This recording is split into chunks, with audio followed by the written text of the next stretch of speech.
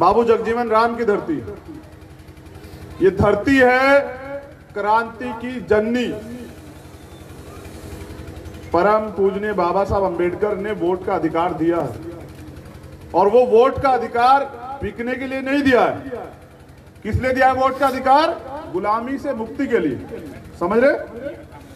लोकतंत्र बना इसलिए क्योंकि पहले राजतंत्र था कि राजा का बेटा ही राजा बनेगा, गरीब का बच्चा राजा नहीं बनेगा। राजा वही बनेगा जिसके सर पे राजा हाथ रखेगा।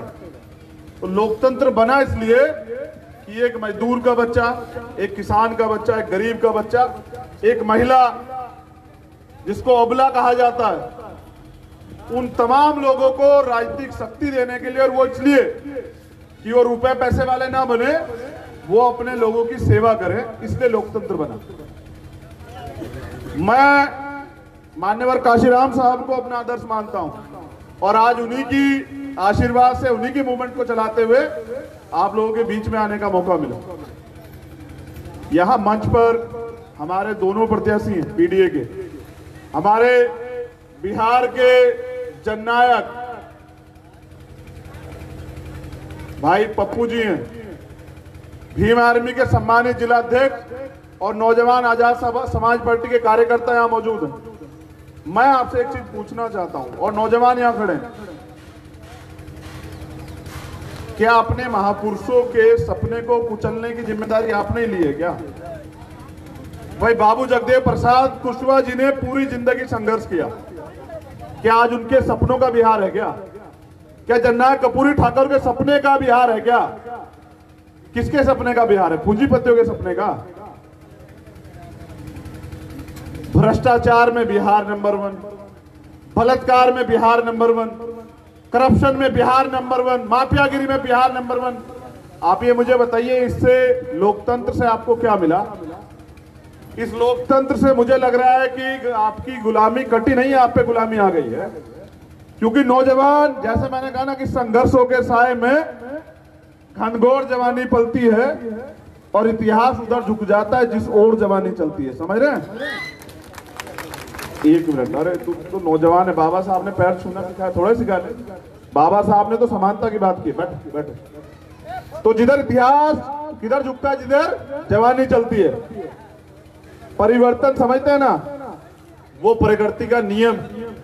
लेकिन तुमसे झूठे वादे करते हैं लोग, बड़ी बड़ी बातें करते हैं लोग, सपने दिखाते हैं, 15-15 साल राज करते हैं, लेकिन देते कुछ नहीं है। मेरे लोगों के तन पे कपड़े नहीं है। मैं गया था बाढ़ वाले क्षेत्र में, उनके सर पे छत नहीं है, उनके पेट में रोटी नहीं है, उनके लिए अधिकार नहीं है, उनको न्याय नहीं मिलेगा। जो बक्सर में हुआ, जो मोतिहारी में हुआ, उसका जिम्मेदार कौन है? कानून का राज कौन स्थापित करेगा? मुख्यमंत्री या कोई आम आदमी? मैं प्रशासन के लोग यहाँ हैं, अभी वो तेजी से आ रहे थे तो कार्यकर्ताओं के साथ धक्का मुक्की कर रहे थे। ऐसा नहीं करते भाई, ये कल के शासक है, यही नेता है। आप देखना, कल ये नेता बनेंगे और आपको इन्हीं की सुरक्षा करनी पड़ेगी। आप देखते जाइए। ये भी कल आपका, हमारा छोटा भाई कल विधायक बनकर सदन में जाएगा, अगर हिम्मत से ये लोग लग गए। इनको सम्मान दीजिए, ये सम्मान के लिए। जनता मालिक होती है लोकतंत्र में, समझ रहे हैं? मौका है आप लोगों के पास, आपको तय करना है।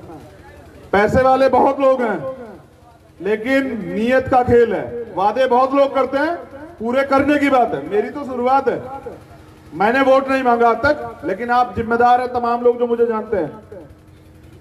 कश्मीर से लेकर कन्याकुमारी, अगर कहीं कोई अत्याचार होता है किसी मजलूम पे, आपको भीम आर्मी के बाद सुनाई देती है नहीं देती है? हाथ उठा के बताओ। क्या भीम आर्मी के लोग जवाब देते हैं नहीं देते हैं? मगर मैं देखता हूं कि जब हमारे कार्यकर्ताओं पे लाठी चलती है, मुकदमे लिखे जाते हैं, उनको जेल भेजा जाता है, तो कोई नेता साथ नहीं खड़ा होता। मैंने 100 तरह के अपमान सहे अपनों से, 100 तरह की आरोप सहे, लेकिन मैंने तय किया कि अपने महापुरुषों के सपने को पूरा किए बगैर मैं मरूंगा नहीं। तो मेरी जान, मेरे सपने तो आप लोगों तक सीमित हैं, क्योंकि इस लड़ाई जो है आपकी है। और इस आपकी लड़ाई को मैंने यहाँ, क्योंकि जब मैंने दिल्ली में देखा, बहुत गौर से सुनना, क्योंकि सबसे ज्यादा मजदूर जो हैं वो बिहार से जाते हैं वहां। और जब कोरोना का समय स्टार्ट हुआ ना, तकलीफ में, चप्पल नहीं पैरों पे, पेट में रोटी नहीं, बच्चे के लिए पानी नहीं, कुछ नहीं, अगर है तो अपमान, तिरस्कार, लाठी। मैंने देखा कि ये मेरा भाई जो है ना लड़ रहा, उनके लिए रोटी की प्रबंध कर रहा। मैंने बाढ़ में देखा जहां कोई नहीं जा रहा था, ये जा रहा था। तो मैंने पूंजीपतियों से समझौता नहीं किया, मैंने उससे समझौता किया जिसका दर्द मेरे जैसा, बिल्कुल, जो बिहार में बदलाव चाहता है। और मैं आपसे चाहता हूं कि आप बिहार में मेरे भाई को मौका देंगे नहीं? दोनों हाथ उठा के बताइए। अगर आप मौका देंगे तो मैं विश्वास दिलाता हूं कि जो शपथ पत्र इन्होंने दिया वो पूरा होगा, क्योंकि हमें बिहार को देश पूरी दुनिया में चमकाना है। समय बहुत कम है। आप सब लोगों का आभार, धन्यवाद। मेरे बाद जो है आगे की कड़ी को हमारे बिहार के जननायक भाई पप्पू जी आगे बढ़ाएंगे, आप इनको जरूर सुने। मैं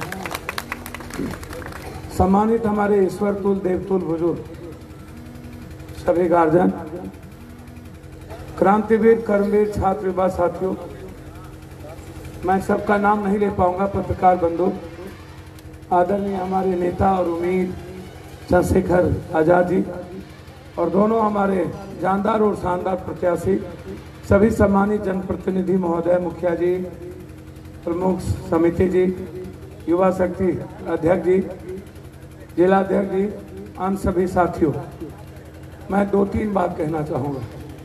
हर घटना में अरवल, आज से नहीं, मैं 84-86 से अरवल आ रहा हूँ। जब भी कोई नरसंहार हुआ सबसे पहले पप्पू यादव अरवल आ। कोई गांव के नाम आप उठा लेंगे, कोई आपको जो लगे। 90 में पहली बार एमएलए बने। 90 के बाद जितने जुल्म हुए अरवल में, चाहे बच्चा डूबा हो, चाहे कहीं मार दिया गया हो, चाहे बच्ची के साथ बलात्कार हुआ हो, चाहे कहीं 4 आदमी को मार दिए गए हों, कभी आज तक जिनको आप वोट देते रहे, चाहे वो नीतीश कुमार हो, लालू यादव, जो गरीब हो, जो कमजोर हो, आप जब पूरा देश डर रहा था, 800 सांसद घर में थे, जब प्रधानमंत्री घर में थे, मुख्यमंत्री घर में थे, तो आपसे मैं इतना कहूँगा, अकेला इंसान पप्पू यादव इस देश में 70 लाख लोगों से अकेला मिल रहा था। जब सबको पॉजिटिव का डर था, सर बैठिए प्लीज, जब सबको पॉजिटिव डर था, जब सब को लग रहा था मैं मर जाऊंगा, बाप बेटे से डर रहा था, और उस वक्त पप्पू यादव क्या कर रहा था? एक एक घर में जाकर के राशन पहुंचा रहा था, एक एक हाथ में हजारों हजार रुपया। कोई ऐसा आदमी हिंदुस्तान का, कोई मजदूर आपको कह सकता है जिसके घर में इस कोरोना वायरस में पप्पू यादव के पैसे मदद ना पहुंचे, जो बाहर में मार खा रहे हो? 16 करोड़ रुपया हर मजदूरों के अकाउंट में ट्रांसफर किया, अकेला। ये जिम्मेदारी मेरी नहीं, ये जिम्मेदारी नीतीश और नरेंद्र मोदी की थी। जब बच्चे पर जुल्म कर रहे थे, ये लोग नहीं आने दे रहे थे कोटा दे, तो 7 अप्रैल को हमने 40 बस लगाए। जब नीतीश ने मना कर दिया तो फिर 7 ट्रेन हमने भेजा। नीतीश कुमार को पैसा नहीं था, सिर्फ पप्पू यादव क्यों भेजे बंगलोर ट्रेन? पप्पू यादव क्यों भेजा कोटा ट्रेन? क्या ये मेरी जिम्मेदारी थी? क्या नीतीश कुमार की जिम्मेदारी नहीं थी? 32 लाख लोगों को पप्पू यादव अकेला बिहार लाया, और जब हम लाए तो इन्होंने कहा क्वारंटाइन, 8,400 करोड़ रुपया इसने क्वारंटाइन में लूट लिया।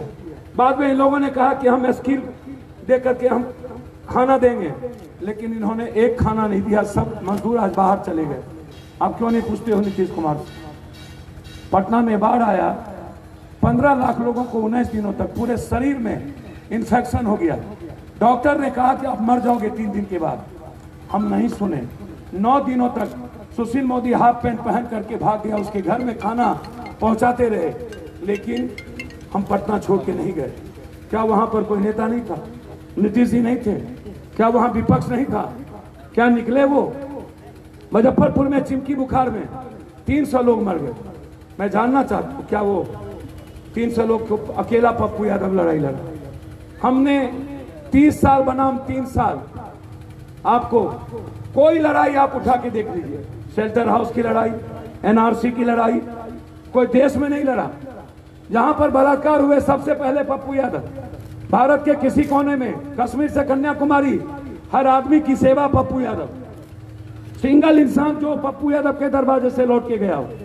मैं चाहता क्या हूं, आप इनसे पूछो ना, नीतीश कुमार से। आप सिर्फ इतना पूछो नीतीश जी से आप आए थे जंगल राज पे, जनता ने ठीक है उनको नकार दिया। एनआरसी की रिपोर्ट है, आप दुनिया का सबसे ज्यादा बलात्कार बिहार में, सबसे ज्यादा अपराध बिहार में, सबसे ज्यादा अपराधी माफिया बिहार में। आप पूछो नहीं से क्या हुआ? आज 20 साल 15 साल के बाद सबसे ज्यादा राक्षस राज, भ्रष्टाचार पर सबसे ज्यादा नीतीश कुमार दूसरे बार आए। हम आपसे पूछना चाहते हैं नीतीश जी, आज कोई आदमी है जो बगैर पैसा दिए काम कर सकता है? आज हम नहीं कह रहे हैं, ये नीति आयोग की रिपोर्ट है, दुनिया का सबसे ज्यादा भ्रष्ट सरकार नीतीश कुमार की सरकार है, दुनिया का सबसे ज्यादा भ्रष्ट सरकार। आप हमको बताइए, तीसरे बार ये आए डीएनए पर, आरक्षण पर, बैकवर्ड फॉरवर्ड पर, अखलाक पर। क्या हुआ डीएनए का? क्या हुआ अखलाक का? क्या हुआ पटना का पेरिस का डब्बा बना दिए अकेला पप्पू यादव? क्या हुआ स्कूल का? जिंदगी समाप्त कर दी आपने। क्या हुआ हेल्थ का? ना अल्ट्रासाउंड, ना सीटी स्कैन, ना एमआरआई, ना टेक्नीशियन, ना लैब, ना 74% डॉक्टर, ना कोई नर्स, ना कोई चपरासी। नीतीश जी आपको एक चीज बता दो, प्लेन उड़ने की व्यवस्था हो गई, मैं आशीर्वाद लेने आया हूं। हाथ उठा के आप बोलिए, क्या मैं इनको आशीर्वाद दूं? आशीर्वाद दूं? माला कहा आशीर्वाद देना।